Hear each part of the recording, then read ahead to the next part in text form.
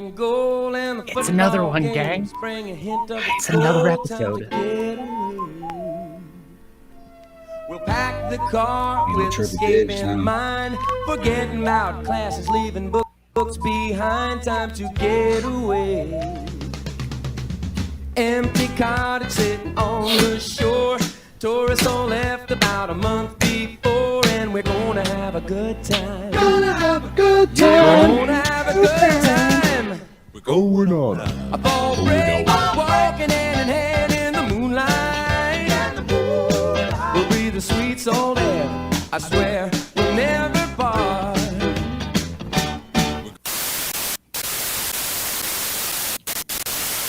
And what's up, everybody, and welcome to the Gore and More podcast. This is your host with the motherfucking most, TJ Bowser, and joining me, as always, is your Dark Lord of Knowledge, Chad Chrisman. What's up, bitches? And Big Johnny D. What's going on, Gorehounds? And the killing machine himself, Bobby Amone. How the fuck are you? So today is September 7th, 2020, the worst year that has ever happened. So far. For us, But at least. to save you is another episode of the Gore and More podcast, and a doozy for shall I must say. But first, it's time for your slice of life. Chadwick, what you do? Let's see. Since we were not on last week, we had our fan-hosted episode of episode 100, which turned out to be quite a banger. Let's see what has happened since then. Well, it was the end of the month rush at work. I put in a lot of hours, which was not that fun, but the paycheck was pretty fucking sweet. And last week, I turned 44. Happy birthday. Happy birthday. Thank you, gents.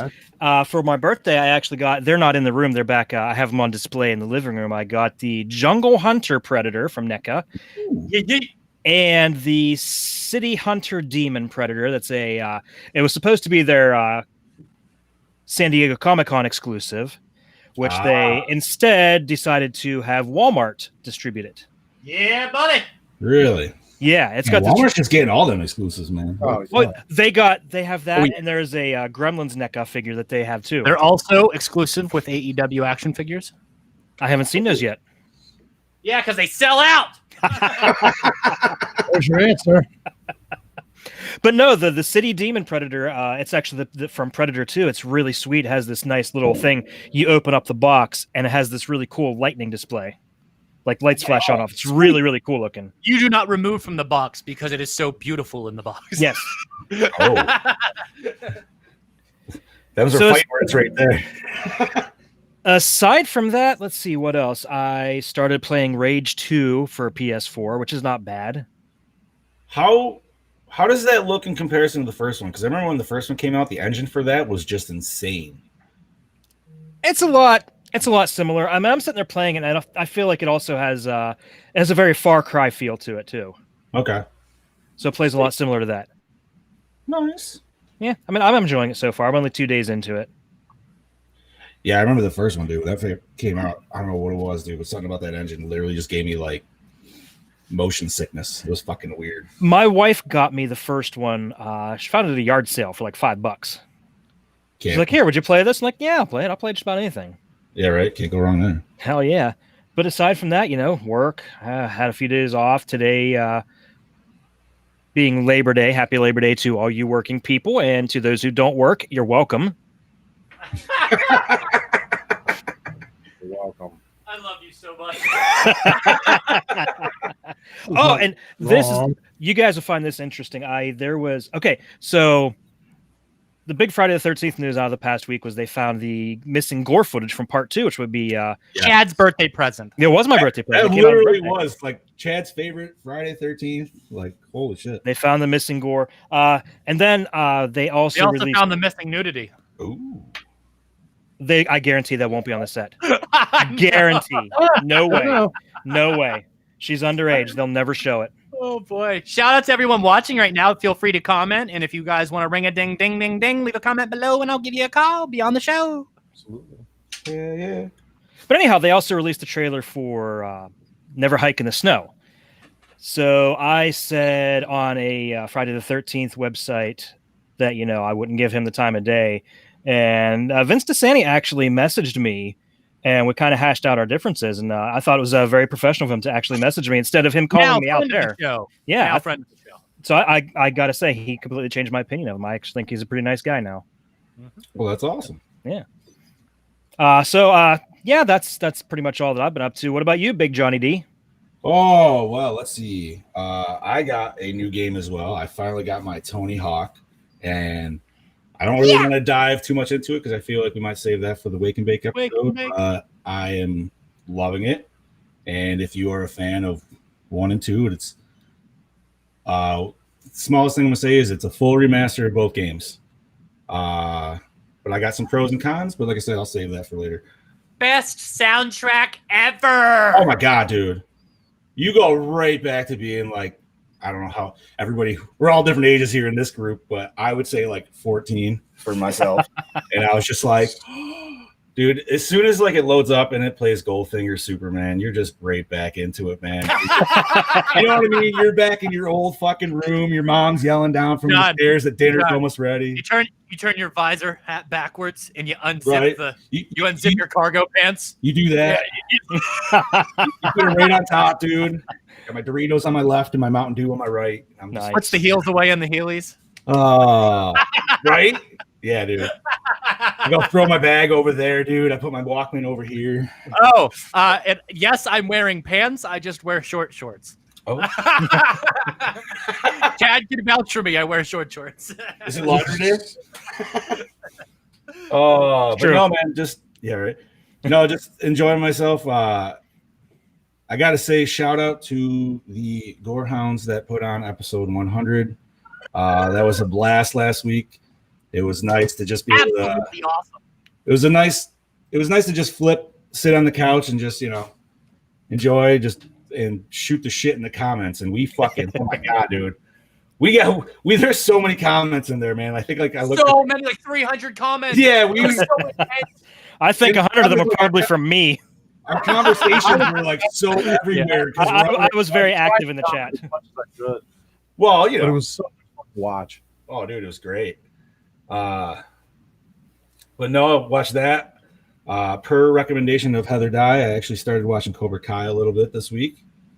That was I know I'm a late bloomer and I should have watched it on YouTube Red, but whatever. Seth Gilly, what's up, Seth Gilly? What's up, Joe Day? What's up, everybody? If you will. No. No booty holes today. That's no. That's the premium content that we pay for. Hey, that's on our OnlyFans. Right. You want to see booty hole? What's it going to cost? Sex Machine cosplay $69. $20. Oh! $20. $20 for a booty hole. I'm a $100 man. Wow. Yo, man, he's expensive. Listen, you're a lot better cut than I am, so you know what I mean. But John, you got that whole teddy bear thing going on. I thought that was made pretty obvious in the that's true. Fuck, marry, or kill segment last week. I mean, I was very humbled by that. I gotta say, and I missed to go with Scuba Steve. Scuba Steve said because of our potential cooking skills. So I'm just like, yo, man, with his Tex-Mex and then like all my fucking fat Ukrainian bullshit from the fucking upper north, like. There you go. Be a pretty sweet menu right there, dude. I missed that part. No idea. Well, Bobby, let's just say you are a very fuckable man. Apparently, so is John. Oh. Yeah, I got you. Right? $20 is $20. That's what I'm saying. Yeah, half them wanted to kill me, half them wanted to kill TJ. So, yeah. Well, all right, Johnny. All right. You also right, but Chad got the kind of like sweet, like. I don't know if it's sweet treatment, but the whole chain in the basement, man, they just want to. I'm either getting chained in the basement or I'm getting killed. So yeah, I'm getting killed because I'm too much competition. Or I'm getting chained in the basement. That's not true. They Scuba Steve said he wanted to fuck you because you had that sweet. Yes, bush. he did. Right. So, yeah, the love was. My beard got compared to pubes. I mean, they are, but yeah. Thank you. Well, hey, I got them too, but. No, man, just been enjoying myself. Bobby, how you been, brother? I was on vacation all last week, so I was chilling. Nice. It wasn't too much excitement. Me and my girlfriend went to hang out a few days. We were hanging out this past weekend, and then yesterday, I was at my. What's up, Joe? I was at my uncle's for a little Labor Day picnic, Just chilling out with family, eating, drinking. It was much needed.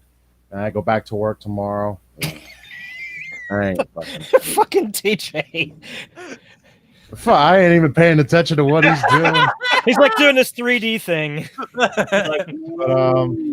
that's pretty much it. I was just chilling the whole week. I needed it. What's up, Scoop? Scuba Steve is in the house. Here. So, but that was pretty much it. I needed it. I needed the chill. So I took it. TJ, what did you do? Well, as I say, every week I did podcasts here, podcasts there, podcasts everywhere. And again, as the boys said, thank you to everyone that was a part of episode 100 of Gore and More. Thank you for making it special and justifying all the hard work. Thank you. Thank you. Thank you. Thank you. Thank you. With that being said, here's to 100 more, and it's going to be good. So stay tuned for that. And we got the rest of the years of the sequels, and then year 3. It's year of the threequels. The threequels. I honestly don't know what we're going to do for next year. I don't know. Are we really going to try to go into the Trips McNeelys of all these movies if they got them? Yes. We could. Yes. And then we'll do like a secondary show on Patreon for the 4, 5, and 6. Yeah, I was just going real deep at that point, dude. Yeah, you got to pay for those extra inches, you know. So, yeah, by the way, I got to say, in a little over a month's time, we are going to have one hell of a slice of life because it's all going to be about the Friday the 13th box set, guaranteed. Oh, yeah. Also, if you guys can see, redid the lighting and the camera setup in Le Studio. And then, thought the purple accented everything pretty nice. And I think it kind of bounces off all the masks and stuff back there. So take this opportunity to shout out to all of our great sponsors. As these 4 hockey masks here are made by Mask by Lance. Head on over to Facebook and Instagram, Mask by Lance. Yeah. And then Michael Labate Studios did that Leatherface. And then he also did the Hawk there and that Jason Goes to Hell piece. Yeah. And he all did the Halloween 5 there. And, but anyway, we'll play the thing later. Just worry about that. That's what he did. No? You going to tell us more? Really? Yeah. Okay, so you guys want to get into the episode? Let's get this started. Oh, wait. Got to do shout-outs real quick. Shout out to Chris Kummel, who came over to the Project Louder studio last week and visited and hung out and had a conversation. Him and his wife are awesome people. Thank you for the dinner. It was great. And then shout out to Connor Hart, the Yowie of Kalgoorlie. Fuck you, you nasty cunt. Anyway, moving on to today's episode. It is 1994's Pumpkinhead 2 Blood Wings, directed by my good friend Jeff Burr, written by Constantine. What the fuck? Chachi Noria? Ivan. Chachornia? I don't know. Okay, now, produced by Brad Crevoy. And guys, now we're going to start a new thing that I introduced for this episode. So enjoy! Okay, starring Andrew Robinson as Sheriff Sean Braddock. You may know him as Larry from Hellraiser. Yeah. Yes. Hey, is it just me or did he look a lot like Tom Skerritt in this movie? Yeah, Yes. he did. It was the mustache. Mhm. Yep, I agree. Barry Davis is young Sean Braddock. Amy Dolans is Jenny Braddock. What the fuck? Sully Mon Fry as Marcy. It's Soleil. She was, that's Punky Brewster, dude. Soleil Mon Fry as Marcy. J. Trevor Edmond as Danny Dixon, or as you know him as Kurt from Return of the Living Dead 3. Ooh. Hill Harper as Peter. Alexander Polinsky as Paul, or the voice of Control Freak from Teen Titans. No Linnea Quigley as Nadine, the graveyard dancer. Mark McCracken as Pumpkinhead. He also played the Grim Reaper in Big Bad Beetleborgs, which also Jeff Burr directed. Also, Mark McCracken, if you guys don't know, his brother Phil McCracken, he's a homosexual. Wow. I was waiting for the McCracken joke. I was wondering why that said gay brother. That's a good one. Yes. That's Steve Canali as Judge Casper Dixon. Judge Gatlins as young Casper Dixon. Gloria Hendry as Delilah Pettibone, as you know her, as the first black Bond girl. Yes. Lylan Chavon as Miss Ozzy, or as we know her, as Mother Superior from Silent Night, Deadly Night. Heck yeah. Yeah. Uh-oh, what just happened? TJ just stroked out. I was like, dude, what? There we go. Roger Clinton Jr. as Major Bubba, Joe Unger as Ernest, or as Brody Kane knows him as Tink Sawyer from Texas Chainsaw Massacre 3. He loves that movie. And, of course, Kane Hodder as Keith Knox. Don't know what he's done. No. Music by Jim Mancy, who's also done Texas Chainsaw 3, Stepfather 2, and Night of the Scarecrow. Definitely picked by Jeff Burr here. Cinematography by Bill Dill. Also did Jason Goes to Hell. Holla Holla. Wasn't that the same guy where he was talking about the finger snapping story? Or is that a different Bill? No. Different Bill. Okay, so edited by Lauren maybe it's the finger snapping story. Lauren Schaefer, who also edited Weird Science. Distributed by Live Entertainment. Released October 19th, 1994. Runtime of 89 midgets. Budget we don't know. Really, Roast, dude? we don't Really? know. You put you actually wrote midgets. He changed minutes to midgets in the At notes. this point, fuck it. At this point, it must be. Right. That's just what it is. But yeah, this went direct to video, so I don't think there was a.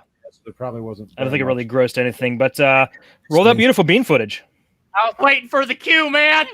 There we go. Here we So we got audio. I hate intros that are silent. This is a bunch of horse shit. It better have audio. Okay, we're good. Yeah, nobody fired. There we go. A soul cast in hell, It's like somebody's buried out here. This is a spell to bring back the dead. aching for revenge. Whatever that they're we aching, just all got right. buried out there, she wants to bring back to life. Let's help her out. Peter, Waiting for the moment entreat thy lord from far below. You don't know the evil you are conjuring, boy. to destroy his enemies. Breathe life anew. Love that shot. to thy soul.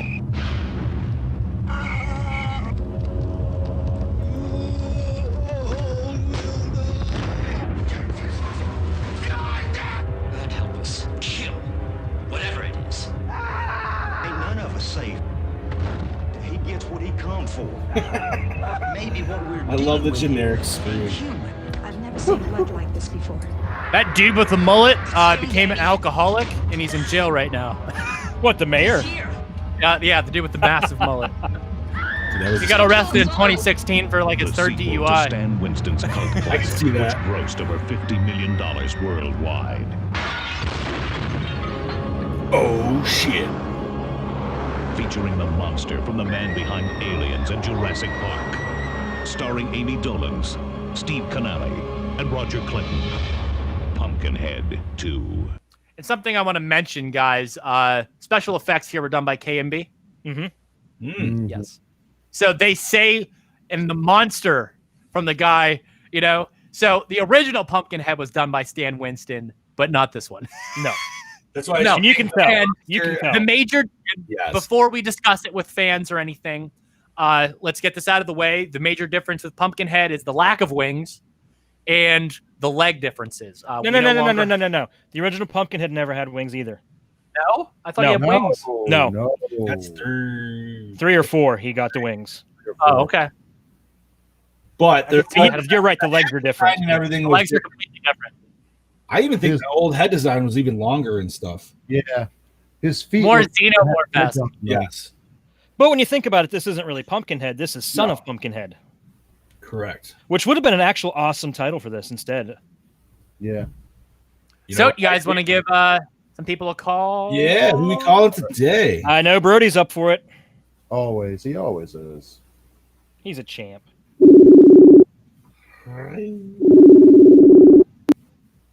Brody came, a doppelganger, banger from down under. What's up, buddy? Not much, mate. Just getting my ass ready for work. Can I just say I love that fucking shout out to Connor. That was an absolute kisser. Fucking awesome.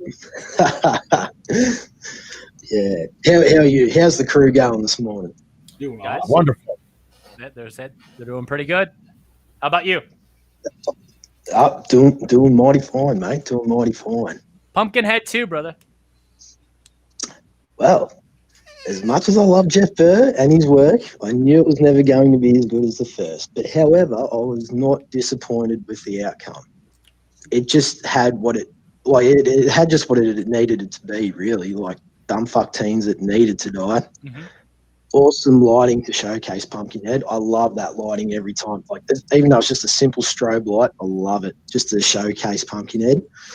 Bold violence and the Tommy backstory, playing with his toys in the woods that reminded me of you playing with your figurines in the woods. Literally, the first thing that come to my mind, and I'm sorry to mention that. Don't be sorry to mention that shit.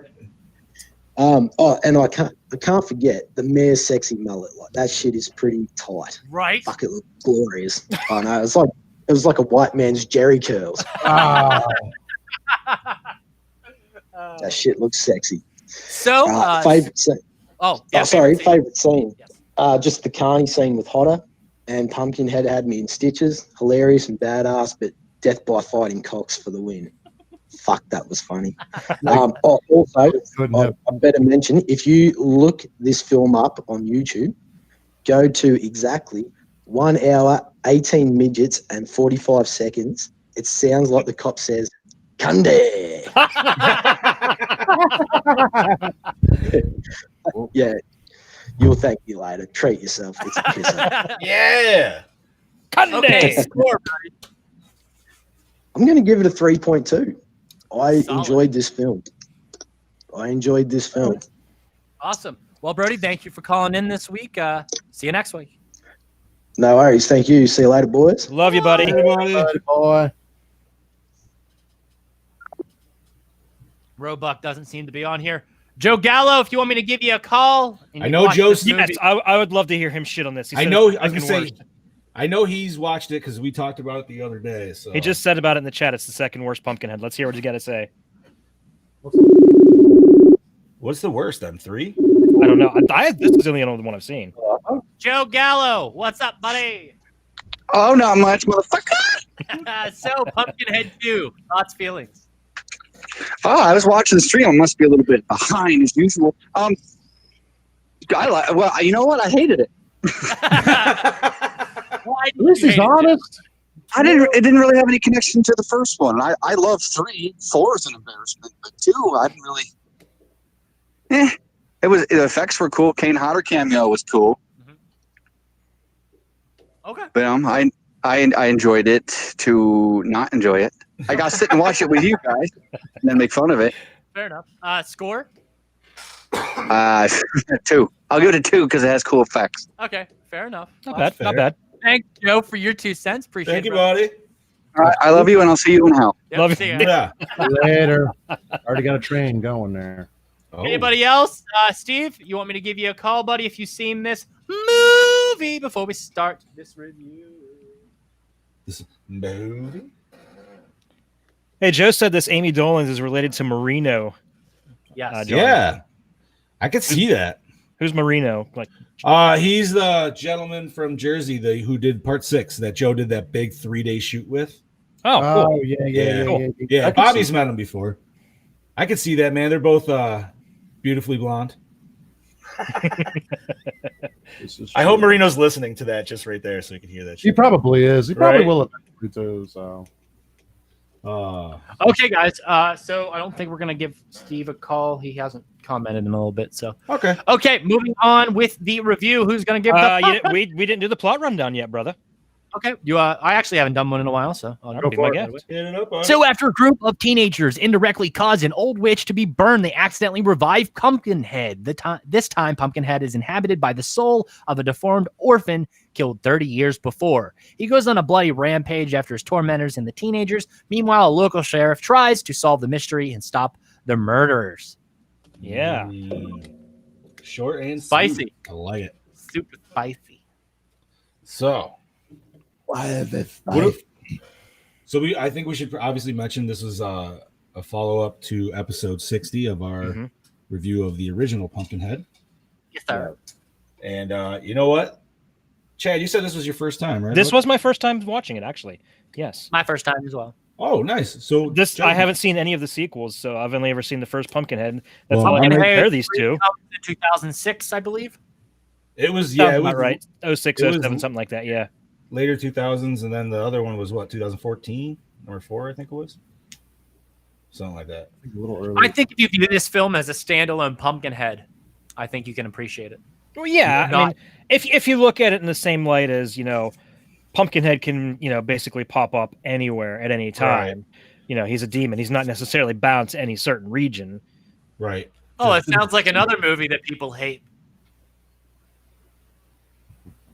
Which one? Same cinematographer. I was saying, oh, I was thinking, I was like, what are we talking about here? Because there's a few of them that I could think of. Just sit down and watch it as a standalone. You'll appreciate it more.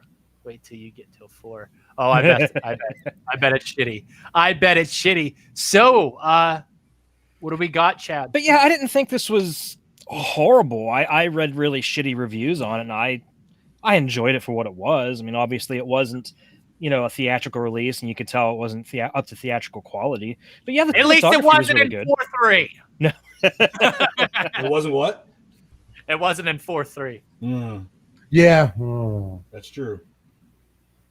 Yeah, I enjoyed it. It had some really good kills. I mean, and for some reason, we had to see Linnea Quigley's boobs again. There is no limit, Chad.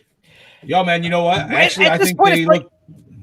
Well, they look better in this one because they were a little bit more. She was a little bit thicker, I feel, than in some of the other movies we've seen. Well, she was getting older and putting on a little weight. I mean, and, implants don't age.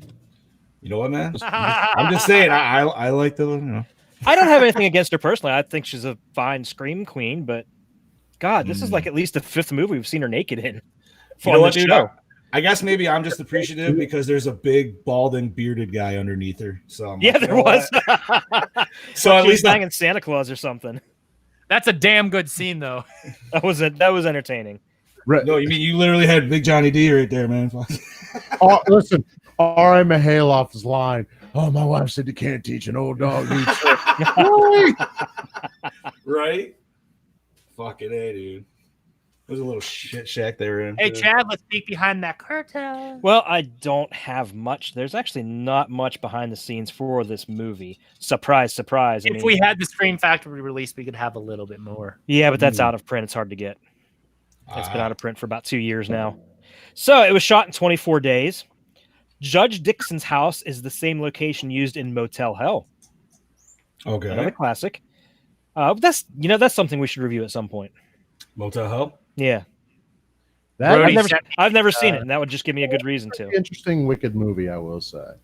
The Book of the Dead prop from Army of Darkness is on display inside Miss O.C.'s house. And of course, like we mentioned, KMB worked on both films.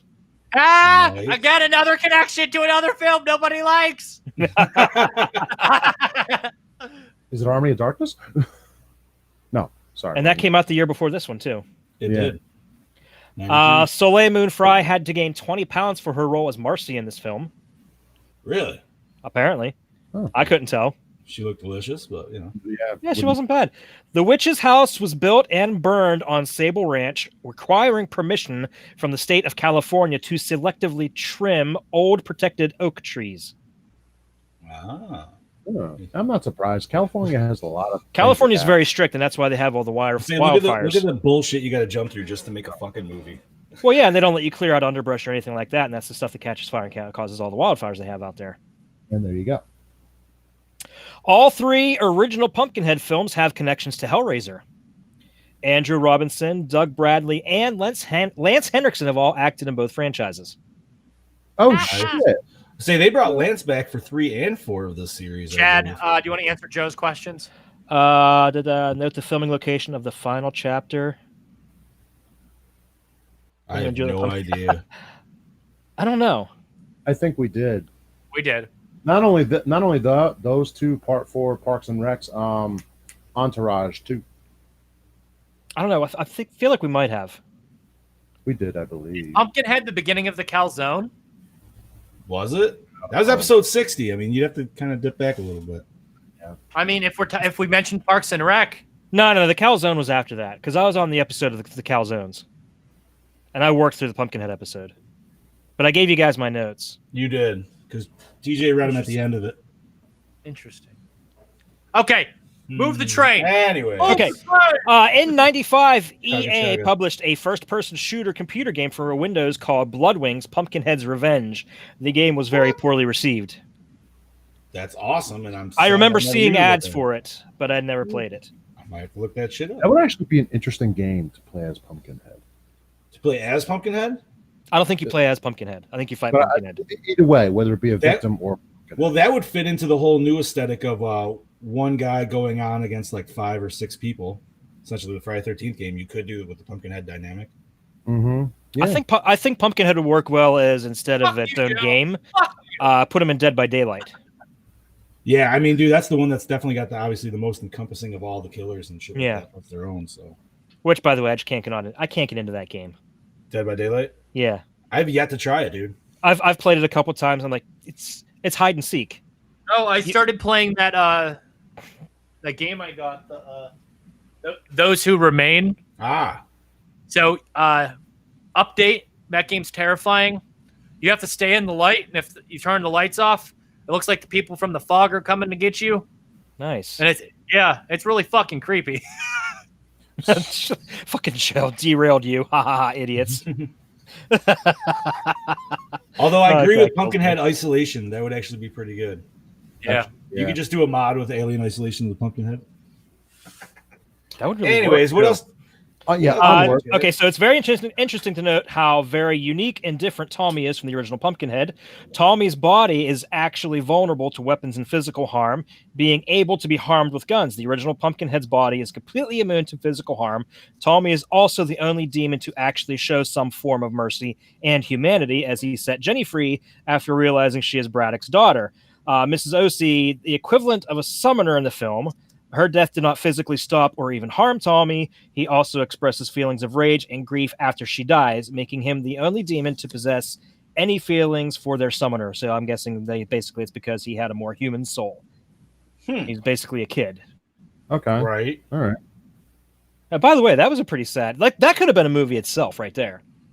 Yeah, that really could have been actually. Now that you say it. And last, the film may have nothing to do with the other films as it focuses on a town more modernized, though still very rural. Yeah, it's still got its little rural elements. Or at least hypothetically, okay, now follow me here. This film exists in the same universe as Evil Dead and Jason Goes to Hell. It could.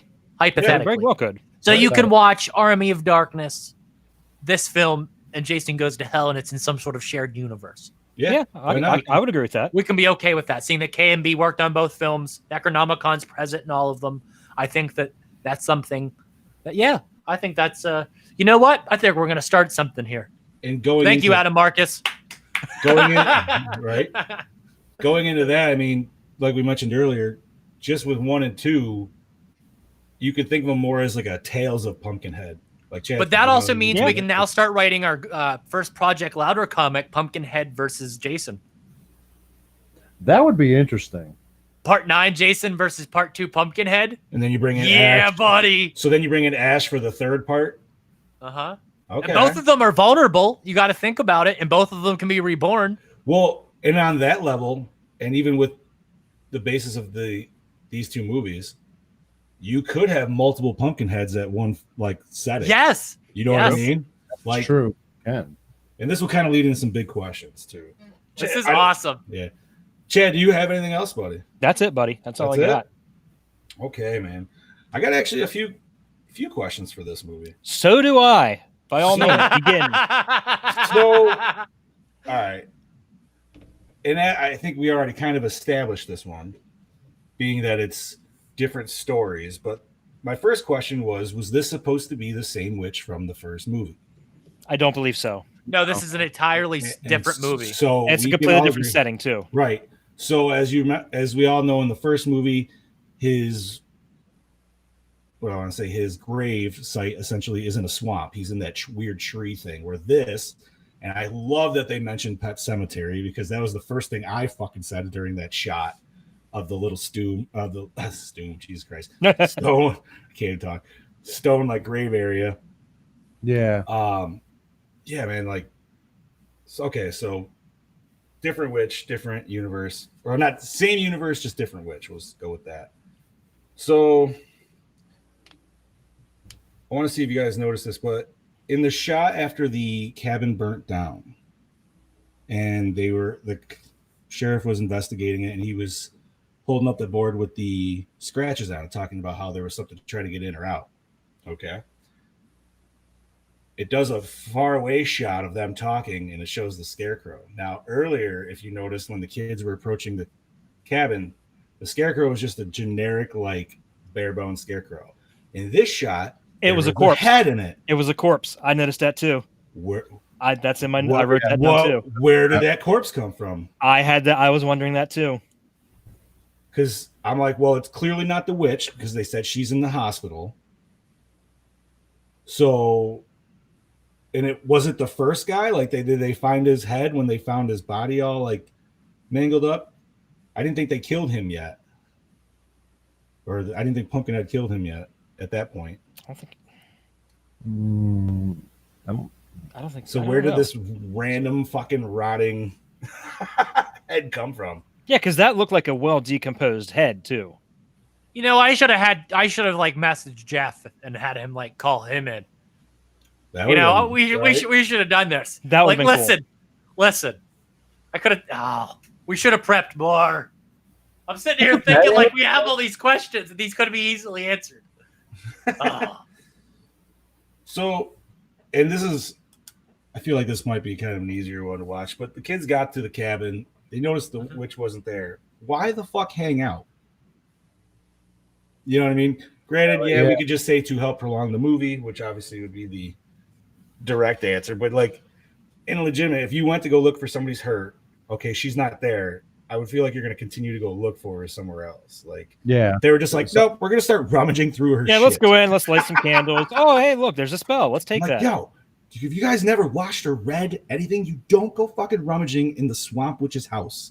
Don't touch. And you her do shit. not touch the ritual book. And don't take her shit, especially when she tells you don't take my shit. But that's all I got. Chad, what did you have for some big questions, bud? The one big question I have was why? Why did they see the spell and say, "Hey, let's go raise the dead. Let's see what happens"? Because they're stupid teenagers. I was gonna say they're not only stupid, but they're bored. They're in a small town and their teens just trying to fucking do anything. And the guy is trying to. Why did Ash have to play the tape recorder? Yo, you can bring that right into the whole in Ash versus Evil Dead, the series. When he got high and he was like, yo, you want to see something cool? And then he showed her the Necronomicon and started the shit all over again. Just to try to get some pussy, dude. Why did the FBI have to blow up Jason, man? They could have just, we wouldn't have had body hopping, man. Why'd they blow him up? There's a lot of whys with these films. Yeah, all you gotta do is just chop his hands off. Boom. Right? Yeah, and he headbutting everybody. Yeah. It's like, Be close enough for that, yeah. That's true. Yeah, I did think that it was interesting that this one could get harmed, where the other one literally just looks like took shotgun blast to the chest and was like, nope. Shout out to all of our YouTube viewers. Just know if you comment on the live chat, we will be able to see it and display it on the screen if you want to. And thank you for supporting us on a platform we really don't use much. We're trying. We're trying a little bit more every time we. Brody's comment. Yes. From growing up in a small town myself, I would raise the dead. I understand, man, because I'm in a tiny little city myself. It's not. I don't know. I've seen enough movies to know it never ends well. Where Brody lives, you don't have to raise the dead. Every fucking insect. Everything else is trying to kill you. Everything else is trying to kill you. You raise the dead down there, it's probably a godsend. It's like, oh shit. See, Bobby literally lives in 8-legged freaks, dude. You know what I mean? Like, it's just the. Like, come on, you got to check your fucking toilets. You like, there's a spider underneath here. Can I take a shit before I shit the bed here? Yeah, you got spiders, insects, snakes, sharks off the. Fuck that, dude. Kangaroos. Fuck that. Oh, they'll fuck you up. Right? Nope. Dude, they come up just fucking flexing. Like, what's up? Like fucking just full on ripped 8-pack. And what you don't know is the little one that's in the pouch will be the one that gets your head. Bro, it's like Terrafor from fucking MKX, man. Like little kangaroo just hops. Dude, it's the Howling 3. Yeah, there you go. Right? Yeah. You can go quick. Okay, so one of my other questions was one that Johnny mentioned about the Scarecrow being a corpse. Yeah, it's just so. I figured they would come back somehow, but it never did. Okay, here's another interesting question. Why did the mayor have goons?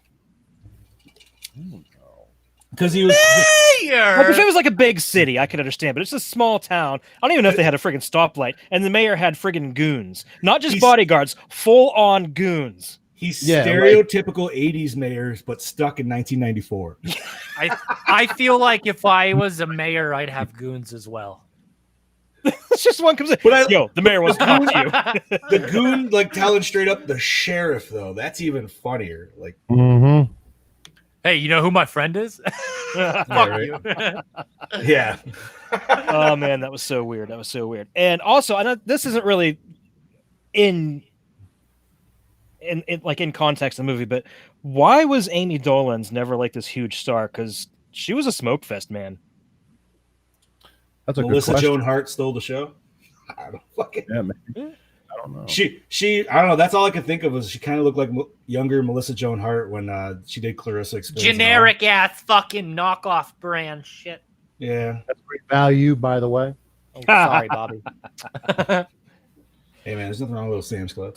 But yeah, and then I said basically they could have just called this Son of Pumpkinhead because Tommy was literally the son of Pumpkinhead. Which, how did that work? Or how does that work, I should say? Okay, so when a man and a woman love each other... Yeah, but Pumpkinhead's a demon, so who fucked Pumpkinhead? Demons need love too, man.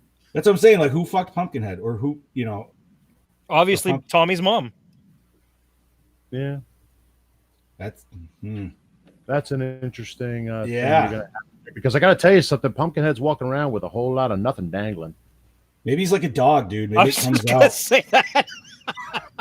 Oh, and he's sitting there like a horse dick, dude, just straight up fucking like full on. Pumpkinhead's packing hog meat. What is the universal rule? What is it? Universe 40? Was it Rule 48 or something like that? Anything that can exist, there's a porn version of it. So yeah, I'm sure there could be a Pumpkinhead porn out there. If not, oh yeah, it's Blumpkinhead. Oh my God. I hope you're not lying about that. Well, do some research real quick. If it doesn't exist, we can make it happen. Hello there, creepy ghouls. Do you like spooky things and horror movies? Then Cabin 13 has the stuff for you. Check out their selection of horror-themed props, pins, busts, action figures, collectibles, and more. You can find them on Facebook and Instagram. Be sure to visit cabin13.com and buy something, or I'll kill you! Marcio Charlie's Horror Costume Studios. Premium hand-sculpted latex masks, butts, and hoods. Everything is handmade and painted by Marcio himself. Be sure to check out his wide range and selection of products over at Facebook and Instagram at Horror Costume Studios. Hey, you out there. Hey, listener. Take a look at yourself. Want to know why you look like shit? Because you aren't wearing Dewback merch. Take your ugly ass over to dewbackdiscussion.net and click on the merch tab. Pick up some hot fucking swag, then you can become a sexual Tyrannosaurus, just like us. Graveyard Classics. Horror-themed tees and posters, professional in-house screen printing, and Jaclay prints. Powered by Death Style Art and Graphics. Go see what you can dig up over at graveyardclassics.net. Come on down to Mask by Lance, premium Friday the 13th custom-made hockey mask down there in Tennessee by Lance McKinney. Find him on Facebook and Instagram over at Mask by Lance. Go order one now, boy. Yee-hoo! We're back. That is still the best. Yes, it is. So back to our review of Pumpkinhead 2 Bloodway. So, oh shit. Do we have any questions from John? No, I think we're covered it all. Douche of the movie. Oh, you can't say Danny. The judge. Why can't we say Danny? I don't know, because I like him from the Return of the Living Dead 3. No, Danny. He's a. It's Danny. It's Danny. Danny. Dude. I'm gonna say it's a tie. It's got to be the judge. It's the judge and his son. They're both fucking douchebags. Actually, okay, yeah. So that's a the apple doesn't fall far from the tree here. No, I mean, like I would lean more towards the judge because he knew how much of a prick his son was and was constantly pulling strings to get him out of trouble. He was enabling him to be a douche canoe. He was a douchebag on himself, though. So I mean, he was down to murder an innocent kid just because he was fucking deformed in his youth. So. We touched on it briefly about the out-of-print Blu-ray, but how did we watch this?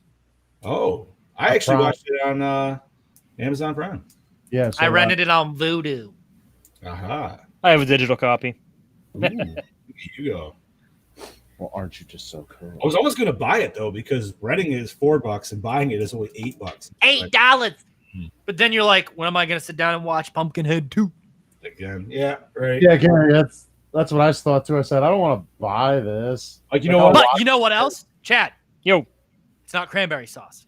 Ah, damn it! You beat me to it. I was waiting for that. That is not cranberry sauce, Artie. No. Yep. So, what is your favorite kill? Tom Everett's kill when he gets ripped to pieces. I do like that one. That was good. That was my favorite. I don't know if you guys can count. I don't know if you guys will count this, but can death by chicken poking? Does that count? Yeah, that counts. You know, I thought about that one too. I'm like, then I'm gonna have to go with that one, man, because I did not expect that.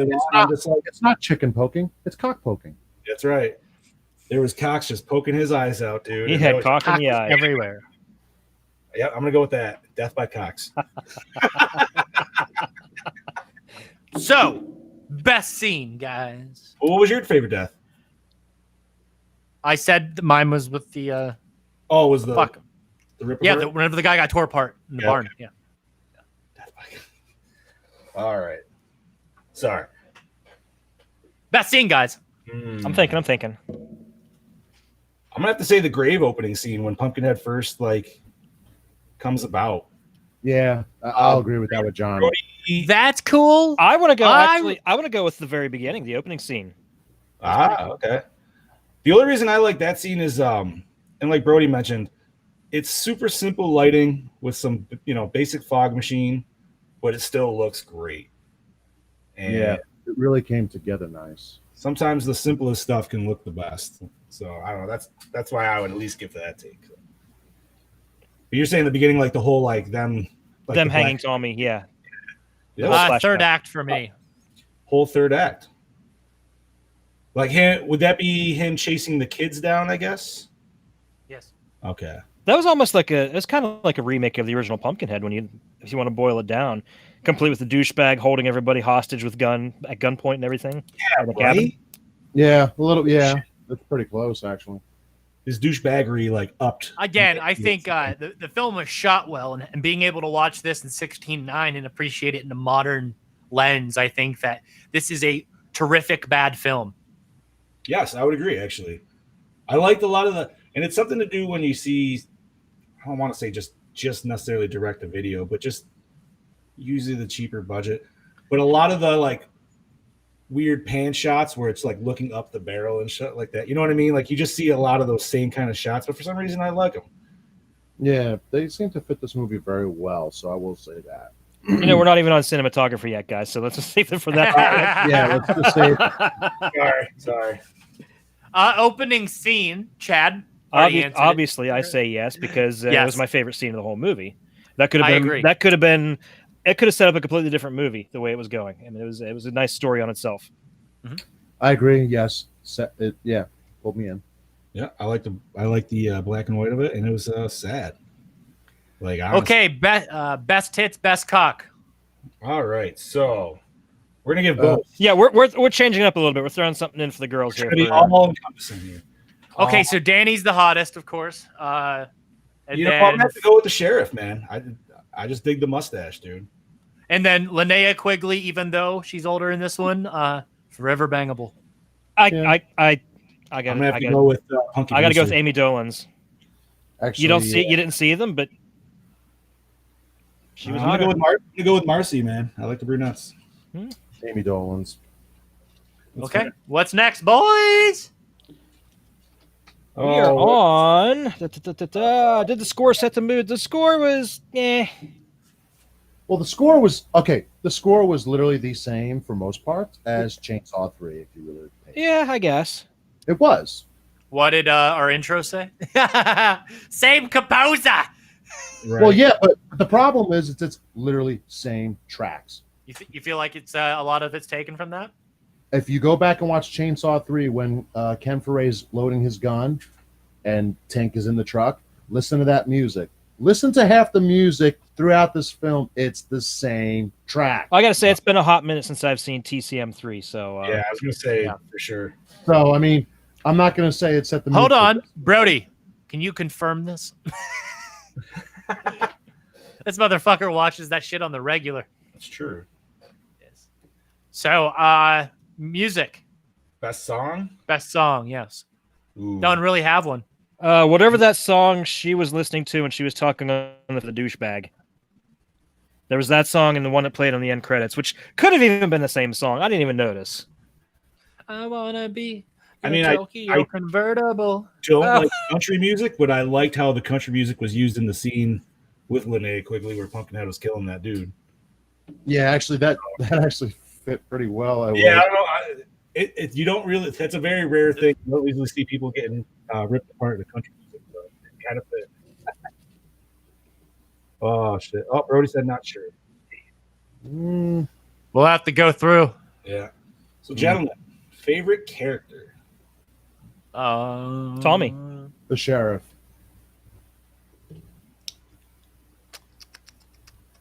Yeah, I like the sheriff too. I think honestly, like he was my favorite. Yeah, he was good. He just seemed almost too nice to be a sheriff, though. You know what I mean? too nice to be a New York City cop. Okay, yes. For what he said, 8 years, I think it was. Or something.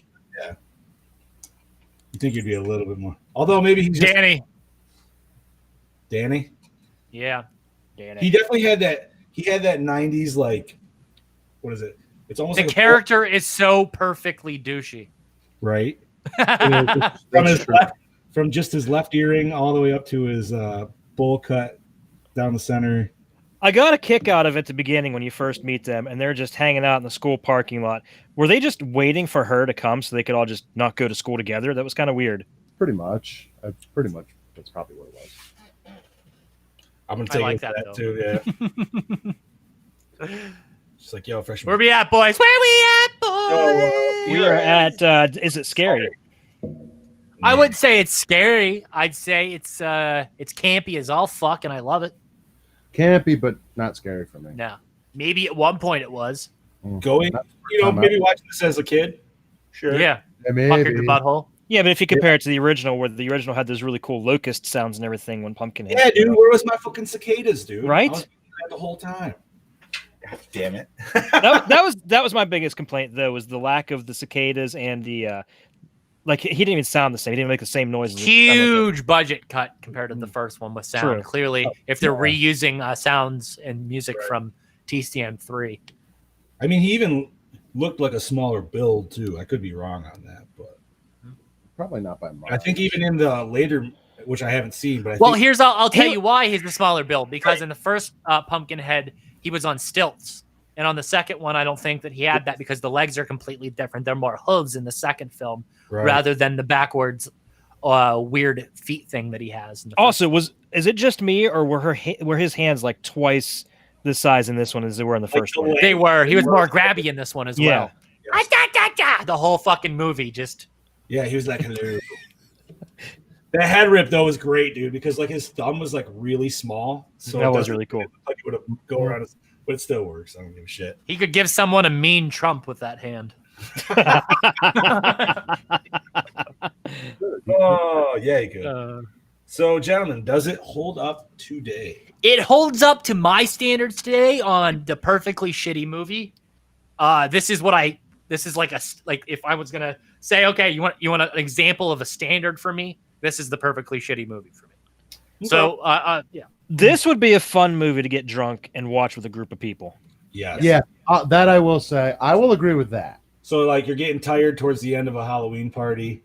You're like, yo, fuck this. We're all drunk. Yeah, you're like, we already watched Texas Chainsaw. Let's watch Pumpkinhead. Right. Too. So you put Pumpkinhead, everybody's just eating the leftover food and shit. Yeah. I agree. I think this would just still go perfect for a double feature with the first one. You know what I mean? Just yeah. I think that'd be pretty cool. Pumpkinhead.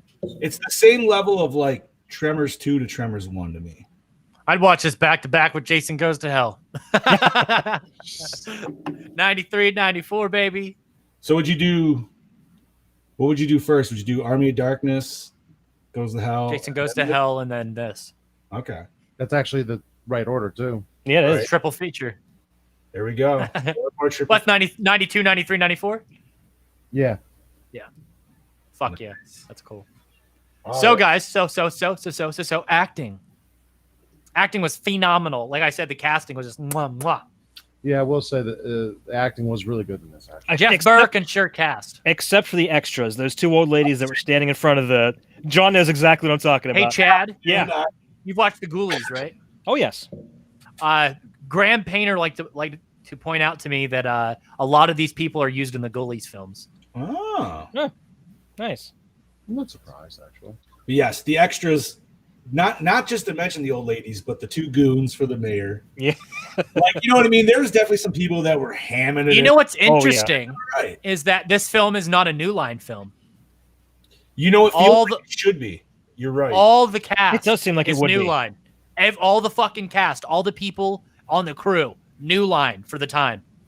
Not New Line. You are very right. That does. Maybe feel it was originally going to be a New Line release, and at the end they dumped it onto the whatever is live entertainment or whatever. Was New Line doing direct to video, or was this company a subsidiary of New Line? That's a good question. That's a very good question. That is. I mean, New Line. Like what? I'm gonna look this up now. I feel like they were doing direct to video even in early '90s. I would say they did, but this could be like, right. This could be to New Line like what Touchstone is to Disney, like a subsidiary. Yeah, it's just we like this, but we don't want to put it on this name, so we'll just right. put it yeah, I can totally see that. TJ, your light is just changing all over the place. That's because he's messing with he's looking stuff up on the computer. I could tell that's from his screen. So where are we at now? Cinematography. Ah, here. DJ. You guys talk about it, and then I'll come at the end. Well, I really liked it. I think the film was actually pretty well lit. It was in. So am I. Did it? Yeah. It reminded me of honestly like just haunted house lighting effects, which obviously I personally love. But like Brody said, very simple, man. Anytime he showed up, it was just a fog machine and some strobe light. It was simple but effective, yeah. Correct. Made Like it just worked. Like that's all you need, and it gives you that perfect cheesy horror feel. You're just like, yep, great creature feature, little fucking. And like I said, man, I like the weird like panning shots, dude. A lot of it kind of feels like Evil Dead-esque or whatever. But you know what I mean? Like I always talk like the direct up the barrel, like when he's holding his friends hostage in the cabin there. You know, they showed up a lot where they're showing it from the right up the gun. Every time they show them, they always show that shot. But This was an independent company that dabbled in the direct-to-video market. Okay. Oh, okay. They mostly dealt with. They lasted from 1998 till 1996. Oh, sorry, 1988 to 1996, and they sold for $140 million. And yeah, they have all the information here about like the history of it on this website. I'll post it in the comments section for everyone to look. All right. But yeah, gentlemen, what do you guys got on the? I'm going to talk about cinematography. Let him go. No, Bill Dill, of course, you will see a lot of shots that are reminiscent and stylistically similar to those you see in a film that he did a year prior to this with Jason Goes to Hell. It's fantastically shot, like Bobby said. Whoever was in charge of lighting was on point and definitely was trying new things on this film.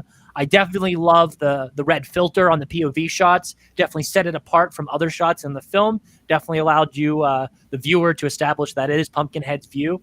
And it kind of gave a menacing feel to that footage. I will say that the cinematography accented the KMB effects perfectly, as it just enhanced them in all the best ways. I don't know. It looked really good. I would love to see what it looked like on VHS. But like I said, the fact that we were able to view this as our first viewing on a 16:9, all cleaned up on a nice copy, I see this film as fucking awesome. There's no reason why this wouldn't look great on a big screen or theatrical back in the day. Sorry, guys. I just looked at the schedule of what we're watching next week, and I just got absolutely giddy. What's that? We'll talk about it at the end. Let's finish we'll it talk up. at the end. Okay. Fair enough. So, anything else to touch on cinematography, Joe? Premise, boys. Yes, I love the premise. Yeah, I did too, actually. So did I. Yeah, it's pretty much the first one, a little bit sadder, actually. Well, I don't know. I mean, they're both death of a kid. Yeah, I think the first one is a little bit sadder as far as that. As far as the motivation behind the father. I could argue. I mean, They're both pretty. The first one was an accident, so we can kind of give that. Like the dude. The second one was straight up fucking murder due to the result of bullying. Straight up, that's what they went. And it wasn't a bullying a normal kid; it was a kid with disabilities. Yeah, which really fucks with you. And it was a kid that liked to play with toys in the woods, and that is the biggest fucking problem. Right? TJ takes this one personal at this point. Yes, on many levels. But dude, they didn't just fucking murder him, man. They fucked his ass up. Yeah, they tortured him first. Like, how many times did they hit him with baseball bats back and forth? And to clarify, not in the Deliverance way. Yes. There wasn't any banjos going on in this. There was in the show, though. If you ever hear that, just paddle faster. Yes, do not stop. Yep. Go. But no, man. In that case, Joe Gallo jumps and drops to his knees and. Ooh. So, guys, recycle, rewind, or remake. I'm going to rewind this for days and never return. Yeah, this is a rewind. Yeah, that'd be a rewind for me too. Yep. I mean, it's remake it. Yeah, I didn't hate it to the point where I never want to watch it again. I'd give it another go. I bet you it sold pretty good. I bet you had some sweet ass cover art. Oh, yeah, it did because it had him crawling out of the ground, I believe. Okay. Yeah, it's all red and black.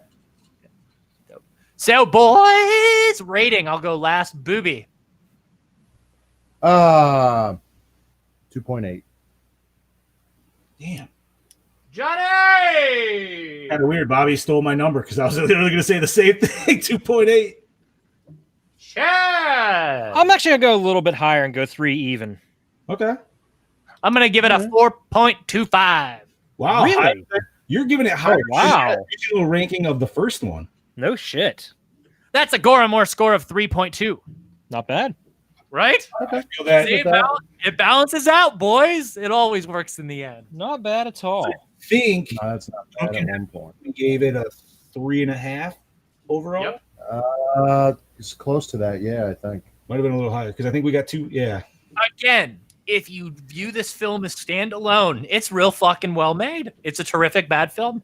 Yeah. I mean, terrific bad film. I like it. We need a little award for that. Be like, see who wins the best one at the end of the year out of the ones terrifically bad. Yeah. The best bad movie. Best bad movie. Yeah, there you go. So what's next week, Chad? Yeah. Next week Chad is a Bobby pick. The Texas Chainsaw Massacre. Yeah, buddy. Always a fun treat. I love the movie so much. The original, nonetheless. Hell yeah. Honestly, that's that movie where I really don't have to watch it. I know it. Like, I could dream about it tonight. And But you're still going to watch it. Of course. So what are we all dressing as next week, gentlemen? I'll probably have Senor Leatherface on. Oh, well, you're going to have 2 then, because I don't have anything else to accompany another character. I don't think I have anything. We should all dress up and put some dirt on our face. Right. I say, anybody got a... Actually, Chad, you already got the white T-shirt on, man. You just bloody that up and dirty up a little bit. You're the fucking stranger. Yeah. You gotta get Chad the long black-haired wig, dude. I'll get him a straight razor. He can just cut himself the whole episode. I can do that.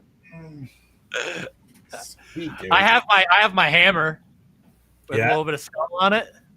Say I could rock the pretty lady. There you go. Yeah. There you go. Oh, Super man. handsome.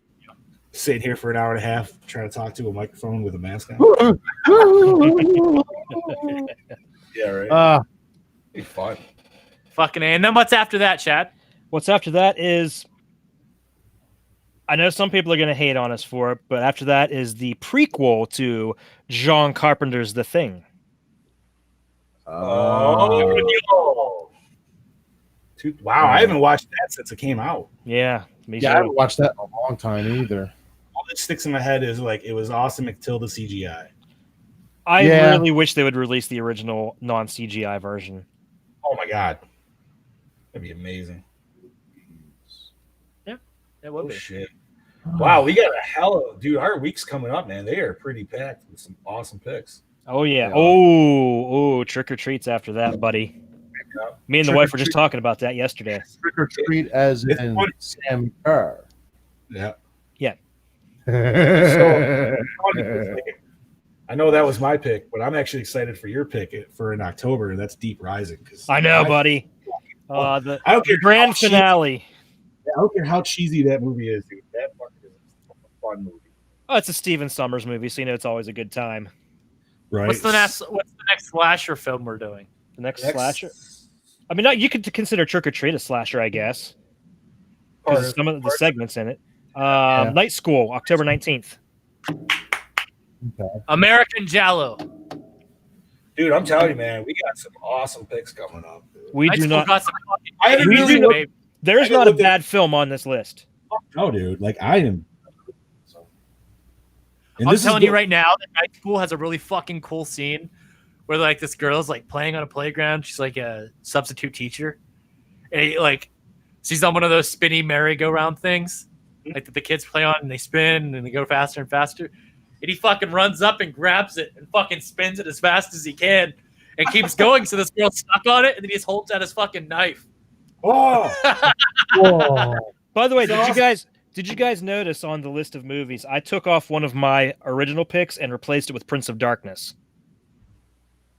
Oh, hey! I figured since we did the thing and we're doing In the Mouth of Madness, we may as well do the whole Apocalypse trilogy. And we put Club Dread somewhere in there. We could schedule it for December, maybe. I don't know if we're going to do any kind of Christmas horror this year. We need to do Silent Night, Deadly Night 3 to usher in the we new one. I mean, I don't mind doing a Christmas episode. I don't know if we necessarily have to do 4 Christmas episodes. Yeah, not like we did last year. Yeah, it might be kind of hard to find more Christmas horror. Yeah. Are we doing Halloween 2 at Halloween? Yes, we are. Yes, we are. Hell yeah, dude. I know. Dude, this Rick Rosenthal's Halloween 2. Should we? And maybe Gorehounds, let us know. Should we put out the whole list for the rest of the year, at least for what we got, just so they all know too? Or once we get it all figured out, we have the finalized version. We should. We can do that.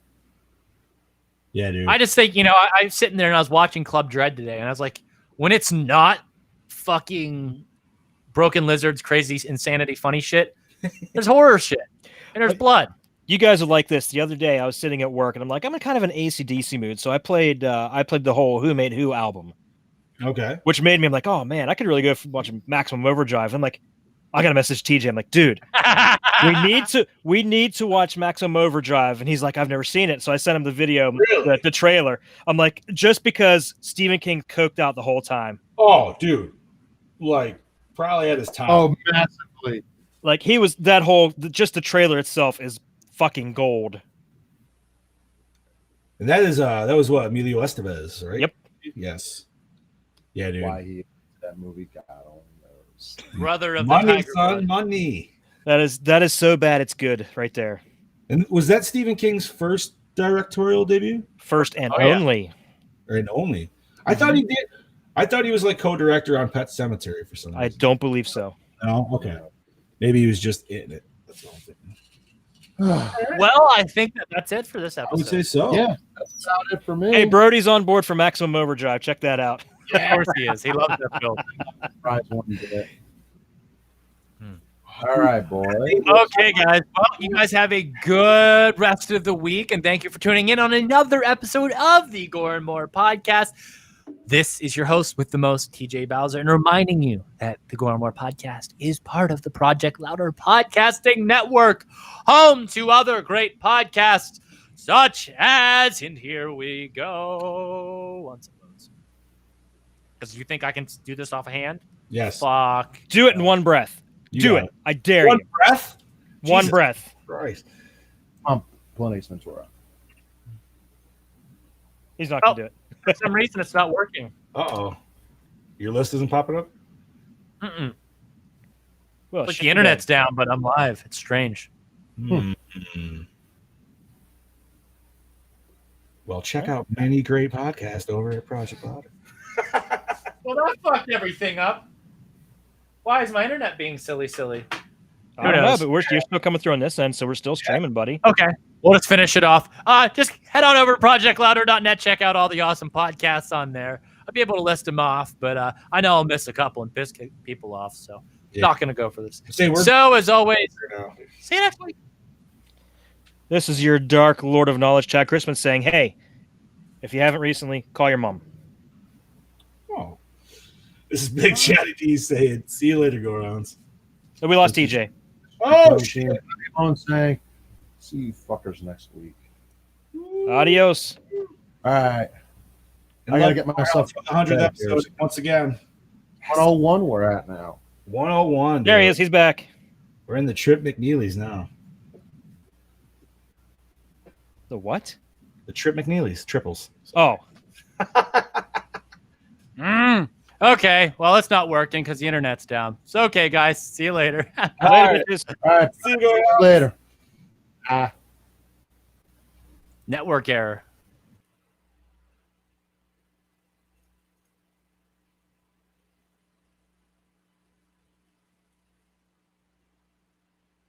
Johnny, you there? Yes, I am. Dude, I don't think I have internet. It says you're still live. I know. It's weird because it says network error and it won't let me shut the stream down. That's fucking weird. Yeah.